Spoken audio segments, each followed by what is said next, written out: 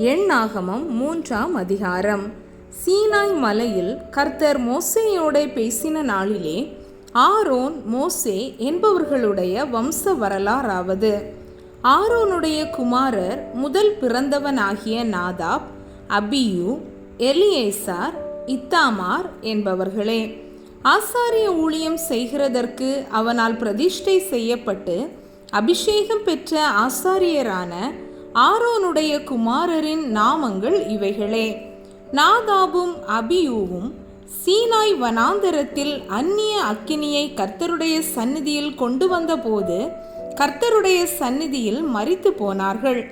அவர்களுக்கு பிள்ளைகள் இல்லை. எலியாசாரும் இத்தாமாருமே தங்கள் தகப்பனாகிய ஆரோனுக்கு முன்பாக ஆசாரிய ஊழியம் செய்தார்கள். கர்த்தர் மோசேயை நோக்கி, நீ லேவி கோத்திரத்தாரை சேர்த்து அவர்கள் ஆசாரியனாகிய ஆரோனுக்கு பணிவிடை செய்யும்படி அவர்களை நிறுத்து. அவர்கள் ஆசரிப்பு கூடாரத்துக்கு முன்பாக அவனுடைய காவலையும் எல்லா சபையின் காவலையும் காத்து வாசஸ்தலத்தின் பணிவிடை வேலைகளை செய்ய கடவர்கள். அவர்கள் ஆசரிப்பு கூடாரத்தின் தட்டுமுட்டு முதலானவைகளையும் இஸ்ரவேல் புத்திரரின் காவலையும் காத்து வாசஸ்தலத்தின் பணிவிடைகளை செய்ய கடவர்கள். ஆகையால் லேவியரை ஆரோனிடத்திலும் அவன் குமாரரிடத்திலும் ஒப்பு கொடுப்பாயாக. இஸ்ரவேல் புத்திரரில் இவர்கள் முற்றிலும் அவனுக்கு ஒப்பு கொடுக்கப்பட்டிருக்கிறார்கள். ஆரோனையும் அவன் குமாரரையுமோ தங்கள் ஆசாரிய ஊழியத்தை செய்வதற்காக நியமிக்க கடவாய். அந்த ஊழியத்தை செய்யும்படி சேருகிற அந்நியன் கொலை செய்யப்பட கடவன் என்றார். பின்னும் கர்த்தர் மோசேயை நோக்கி, இஸ்ரவேல் புத்திரரில் கற்பம் திறந்து பிறக்கிற முதற் பேரான யாவுக்கும் பதிலாக நான் லேவியரை இஸ்ரவேல் புத்திரரில் இருந்து எடுத்து கொண்டேன். அவர்கள் என்னுடையவர்களாயிருக்கிறார்கள். முதற் பேரானவை எல்லாம் என்னுடையவை. நான் எகிப்து தேசத்தில் முதற் பேரான யாவையும் சங்கரித்த நாளில் இஸ்ரவேலில் மனிதர் முதல் மிருக ஜீவன் மட்டுமுள்ள முதற் பேரான யாவையும் எனக்கென்று பரிசுத்தப்படுத்தினதினாலே அவைகள் என்னுடையவைகளாயிருக்கும். நான் கர்த்தர் என்றார்.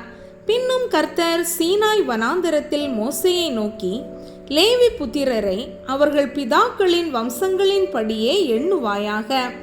அவர்களில் 1 மாதம் முதல் அதற்கு மேற்பட்ட வயதுள்ள ஆண் பிள்ளைகளை எல்லாம் எண்ணுவாயாக என்றார்.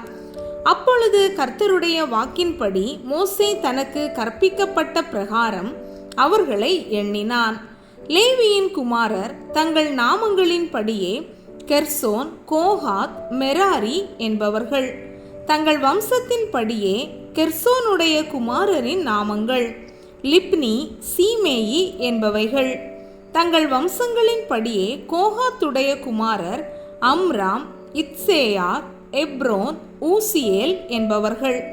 தங்கள் வம்சங்களின் படியே மெராரியினுடைய குமாரர் மகேலி, மூசி என்பவர்கள். இவர்களே லேவியருடைய பிதாக்களின் வம்சத்தார். கெர்சோனின் வழியாய் லிப்னியரின் வம்சமும் சீமேயியர் வம்சமும் தோன்றின. இவைகளே கெர்சோனியரின் வம்சங்கள். அவர்களில் 1 மாதம் முதல் அதற்கு மேற்பட்ட வயதுள்ள ஆண் பிள்ளைகள் எல்லாம் எண்ணப்பட்ட போது எண்ணப்பட்டவர்கள் 7500 பேராயிருந்தார்கள். கெர்சோனியரின் வம்சங்கள் வாசஸ்தலத்தின் பின்புறத்தில் மேற்கே பாளையம் இறங்க வேண்டும். கெர்சோனியருடைய தகப்பன் வம்சத்துக்கு தலைவன் லாயேலின் குமாரனாகிய எலியாசாப் என்பவன். ஆசரிப்பு கூடாரத்திலே கெர்சோன் புத்திரரின் காவலாவது வாசஸ்தலமும் கூடாரமும் அதன் மூடியும் ஆசரிப்பு கூடார வாசல் மறைவும் வாசஸ்தல தண்டையிலும் பலிபீட தண்டையிலும் சுற்றிலும் இருக்கிற பிரகாரத்தின் தொங்கு திரைகளும் பிரகார வாசல் மூடு திரையும் அவைகளின் வேலைகளுக்கெல்லாம் உரிய அவைகளின் கயிறுகளுமே. கோகாத்தின் வழியாய் அம்ராமியரின் வம்சமும் இத்சேயாரின் வம்சமும் எப்ரோனியரின் வம்சமும் ஊசியேலரின் வம்சமும் தோன்றின. இவைகளே கோகாத்தியரின் வம்சங்கள். 1 மாதம் முதல் அதற்கு மேற்பட்ட வயதுள்ள ஆண் பிள்ளைகள் எல்லாம் எண்ணப்பட்ட போது பரிசுத்த ஸ்தலத்துக்குரியவைகளை காப்பவர்கள் 8600 பேராய் இருந்தார்கள். கோகாத் புத்திரரின் வம்சங்கள் வாசஸ்தலத்தின் தென்புறமான பக்கத்திலே பாளையம் இறங்க வேண்டும். அவர்களின் தலைவன் ஊசியேலின் குமாரனாகிய எல்சாபான். அவர்களுடைய காவலாவது பெட்டியும் மேஜையும் குத்துவிளக்கும் பீடங்களும் ஆராதனைக்கேற்ற பரிசுத்த ஸ்தலத்தின் பனிமூட்டுகளும் தொங்கு திரையும் அதனுடைய எல்லா வேலைகளுக்கும் ஏற்றவைகளுமே. ஆசாரியனாகிய ஆரோனின் குமாரன் எலெயாசார் என்பவன் லேவியருடைய தலைவர்களுக்கு தலைவனாய் பரிசுத்த ஸ்தலத்தை காவல் காக்கிறவர்களுக்கு விசாரிப்புக்காரனாய் இருக்க வேண்டும். மெராரியின் வழியாய் மகேலியரின் வம்சமும் மூசியரின் வம்சமும் தோன்றின. இவைகளே மெராரியின் வம்சங்கள். அவர்களில் 1 மாதம் முதல் அதற்கு மேற்பட்ட வயதுள்ள ஆண் பிள்ளைகளெல்லாம் எண்ணப்பட்ட போது எண்ணப்பட்டவர்கள் 6200 பேராய் இருந்தார்கள். அபியாயேலின் குமாரனாகிய சூரியேல் என்பவன் அவர்களுக்கு தலைவனாயிருந்தான். இவர்கள் வாசஸ்தலத்தின் வடபுறமான பக்கத்தில் பாளையம் இறங்க வேண்டும். அவர்களுடைய காவல் விசாரிப்பாவது வாசஸ்தலத்தின் பலகைகளும் தாழ்பாள்களும் தூண்களும் பாதங்களும் அதனுடைய எல்லா பனிமூட்டுகளும் அதற்கடுத்தவைகள் அனைத்தும் சுற்று பிரகாரத்தின் தூண்களும் அவைகளின் பாதங்களும் முளைகளும் கயிறுகளுமே.